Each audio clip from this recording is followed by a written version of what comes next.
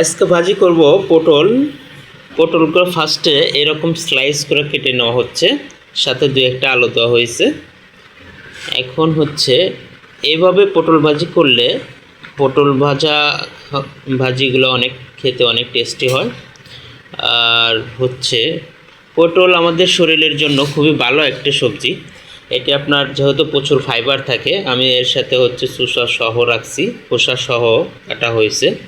অনেকে খোসা ফেলে দেয়, এতে দেখা যায় পুষ্টি উপাদান ফাইবার অনেকটাই কমে যায়। হ্যাঁ, আপনারা এই রকম চোষা সহ খাবেন, সেক্ষেত্রে আপনার পুষ্টিকাঠান্য, বদহজম বা যাদের হচ্ছে পটল খেলে গ্যাস হয়, হ্যাঁ, গ্যাস কম হবে, হজম প্রক্রিয়া বাড়বে।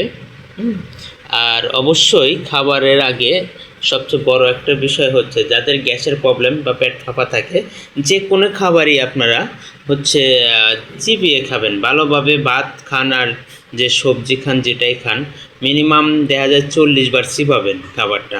তাহলে দেখা যায় কী হবে, অর্ধেক ডাইজেস্ট আপনার মুখ থেকেই অটোমেটিক হয়ে যায়।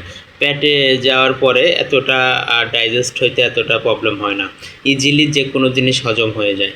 হ্যাঁ, এই জন্য দেখতে থাকেন আমি কিভাবে রান্না করি।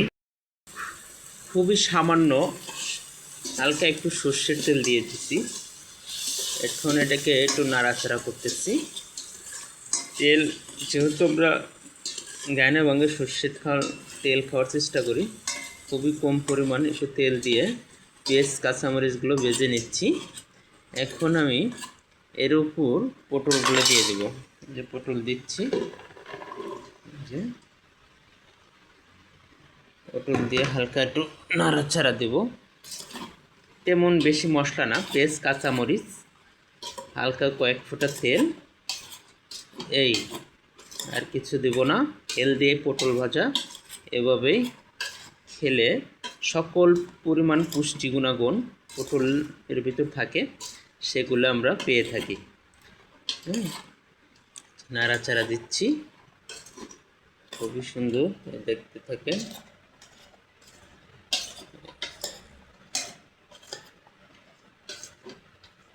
এভাবে পটল ভাজি করে খেবেন, খুবই টেস্টি, ট্রাই করবেন। দেখুন ভাজিগুলো অনেক সুন্দর হয়েছে। প্রায় 10-15 মিনিট ডেকে রাখছিলাম, এখন এই যে অবস্থা, খুবই অসাধারণ। একদম মশলা, তেল জিরো, মানে কয়েক ফোঁটা তেল দিচ্ছি, আর একদম কোনো মশলা নেই, পেঁয়াজ কাঁচামরিচ আর তাছাড়া কোনো এক্সট্রা কোনো মশলা নেই। যারা ওজন কমাইতে চাচ্ছেন বা পেটের ভুঁড়ি কমাইতে চাচ্ছেন, তারা নিয়মিত এই পদ্ধতিতে আপনারা ভাজি করে খেতে পারেন। কোনো গ্যাস হবে না, কোনো অবস্থিত হবে না, চর্বি জমবে না, এবং কোষ্ঠকাঠিন্য দূর হবে, পেটের হজম প্রক্রিয়া ভালো হবে। নিয়মিত এভাবে যদি ভাজি করে খান, একদম হেলদি, পুষ্টিগুণ সম্পূর্ণ থাকে এরকম ভাজিতে। ভাজি প্রায় হয়ে গেছে, দেখেন কালারটা অনেক সুন্দর এসেছে, একদম সুন্দর একটা কালার। একটু ভালোভাবে একটু নেড়ে ছেড়ে নেই, আর 1-2 মিনিটের ভিতর নামিয়ে ফেলবো। যেহেতু আমি সবজিগুলো হালকা একটু কাছাকাছি রাখবো, কারণ আপনি যদি ফুল সিদ্ধ করেন, ফুল ভাজি করেন, এর পুষ্টি গুণ ক্ষমতা কমে যাবে। এজন্য এইভাবে খুবই হালকা একটু কাছাকাছি রাখবেন, খেতেও মজা আর সম্পূর্ণ পুষ্টিগুণ পেয়ে যাবেন। একদম অসাধারণ, দেখেন কালারটা অনেক সুন্দর, এই যে দেখতে থাকেন।